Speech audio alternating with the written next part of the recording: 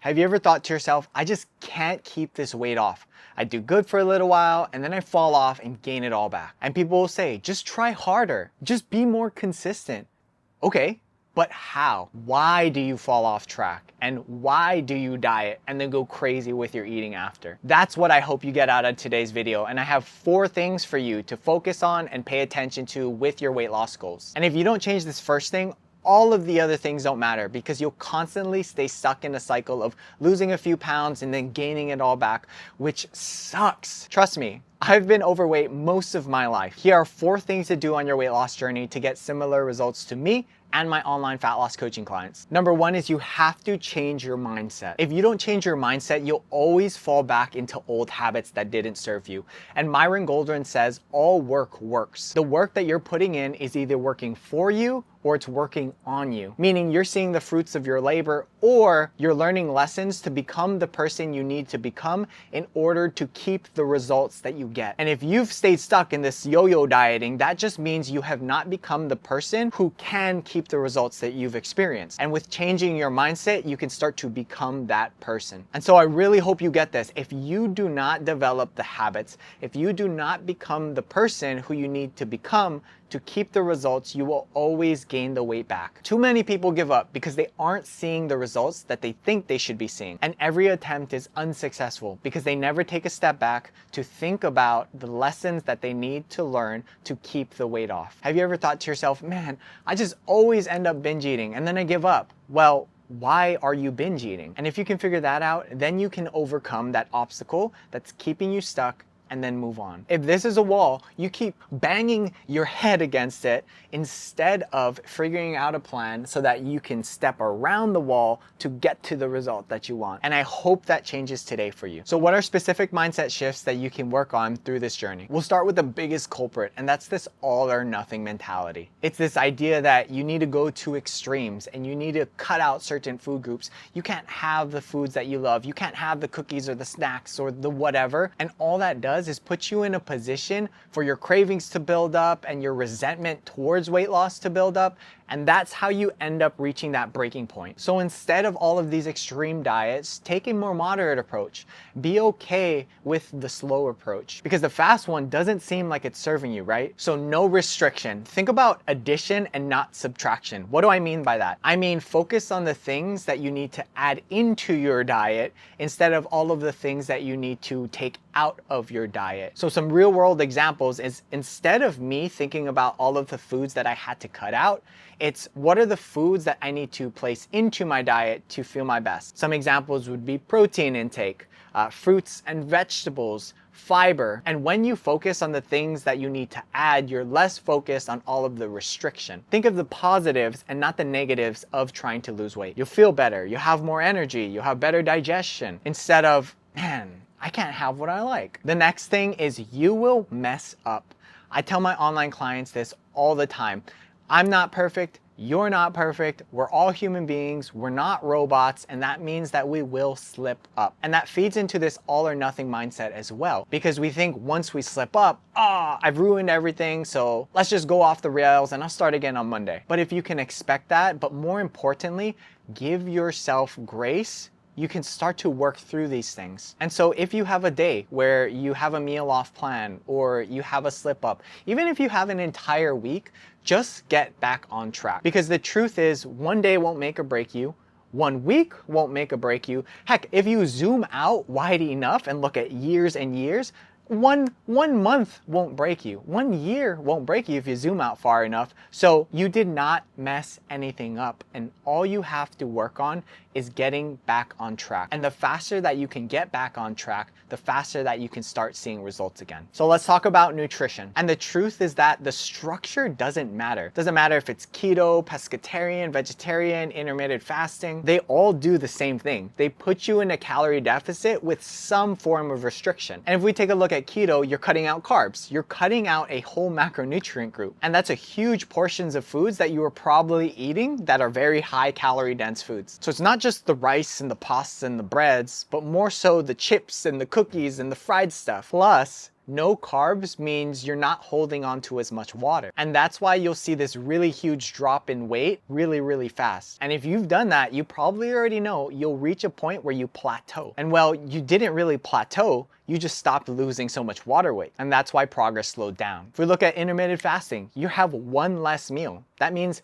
one less meal worth of calories for your entire day. The thing that you're restricting with that is time. So find what works best for you. That's the main thing. I'm not here to sell you my secret keto formula or my proprietary program, because that might not work for you. Your individual needs and preferences are different from everybody else. So you have to take that into consideration on this journey. But if you don't want to spend the time and energy and effort figuring this thing out on your own, and you need support, guidance, and accountability through this, I'll leave a link to my online fat loss coaching client application down in the description so that you can check that out. All right, so what are some general things that you can do? I would always recommend picking the low-hanging fruit first. So maybe that's eliminating liquid calories, soda, juices, frappuccinos, or maybe eating out less and cooking more of your meals at home. And like we talked about before, you don't have to be extreme with this. If you're not ready to cut things out cold turkey, just slowly start to wean yourself off. So if you're drinking 3 sodas a day,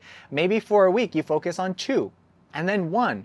And maybe you'll get to a point where you're doing 0 sodas a day. But again, that's why this is so individual for what you think you need. Remember this. You just have to start. People think they need motivation in order to start, but the reality is that motivation follows momentum, meaning when you start to see progress, then you will feel more motivated.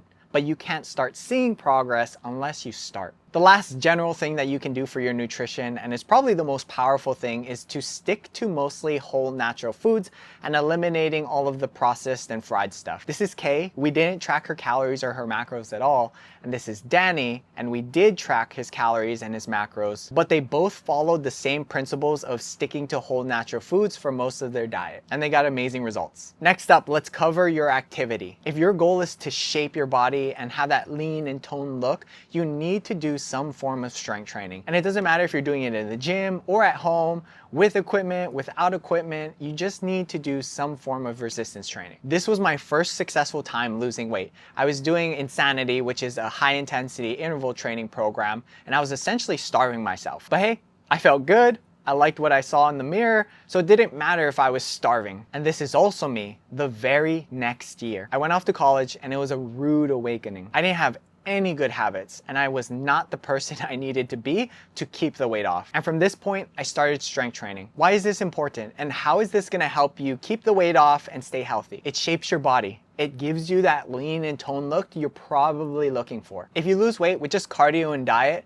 you'll just look like a smaller version of yourself, which is amazing if that's what you want. But if you want a more athletic and a specific looking body shape, you have to do some form of strength training. Whether you're a woman who wants to lose her bat wings, flatten her stomach, or grow her booty, or you're a man who wants that upside down Dorito shape, strength training is gonna boost your metabolism because you're gonna be burning more calories at rest. It's gonna improve your blood sugar regulation because blood sugar is stored in muscle, and the more muscle you have, the more storage you have. It keeps your bone density high, especially for women, because you know as you age, bone density goes down, and that means you can become more frail if you aren't resistance training. And if you have kids, you want to keep up with them, right? And I'm not hating on high intensity interval training or cardio. They have their time and their place, but as you're starting out, I would just stick to low intensity activity or cardio, something like a step goal, or maybe just 1 or 2 miles of walking. HIIT and higher intensity movement has amazing cardio benefits, but it could backfire on your fat loss journey if you don't know what's going on. Higher intensity training will burn more calories, which is why people do them,